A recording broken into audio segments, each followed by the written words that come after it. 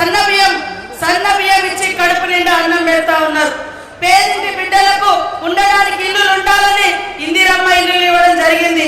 గతంలో SC ST BC వాడలలో current బిల్లులు కట్టలేదని అనేక సార్లు మన ఇళ్లకు కరెంటు లైన్లు కట్ చేసిరు బీఆర్ఎస్ హయాంలో.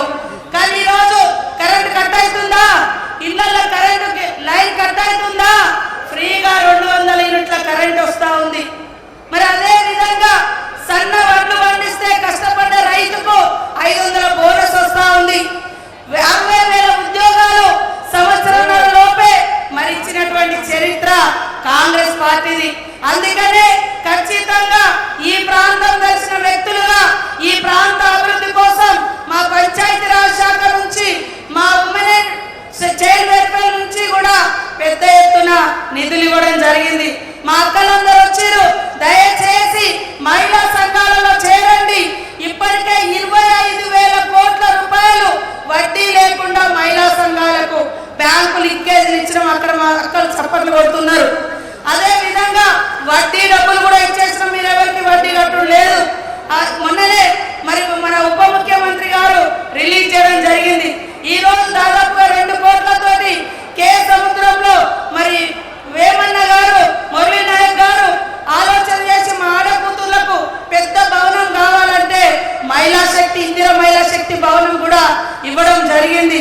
మహిళలు ఎవరైనా మహిళా సంఘాలలో ఉండి చనిపోతే గతంలో వడ్డీ ఇవ్వలేదు, చనిపోతే బీమా ఇవ్వలేదు. ఇప్పుడు మనము దురదృష్టవశాత్తు చనిపోతే 10 లక్షల రూపాయల వరకు ఇస్తా ఉన్నాం.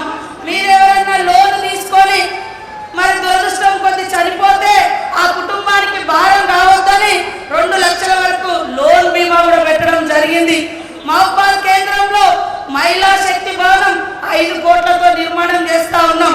కాబట్టి ఇప్పుడు ఇందిరా మహిళా శక్తిలో 60 సంవత్సరాలు దాటినటువంటి అవ్వలైనా 15 ఏళ్ళు దాటినటువంటి చెల్లెలైనా తప్పకుండా మహిళా సంఘాలలో చేరండి.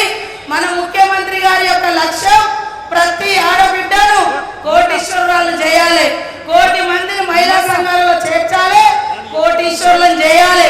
ఒక ఇంట్లో ఆడకూతురు సంతోషంగా ఉంటే ఆ ఊరు బాగుంటుంది, ఆ ఇల్లు బాగుంటుంది. అట్లా అందరూ మహిళలు సంతోషంగా ఉంటే ఆ ఊరు బాగుంటుందని ఆడవాళ్ళ మీద భారం పడుతుందని ఫ్రీ బస్ కూడా పెట్టడం జరిగింది. 500 గ్యాస్ తీసుకురావడం జరిగింది. కాబట్టి మా అక్కలకు మా తమ్ముళ్ళకు అందరికీ కూడా కాంగ్రెస్ ప్రభుత్వాన్ని దీవించండి. మన సీఎం రేవంత్ రెడ్డి గారి పరిపాలనకు తోడుగా ఉండండి.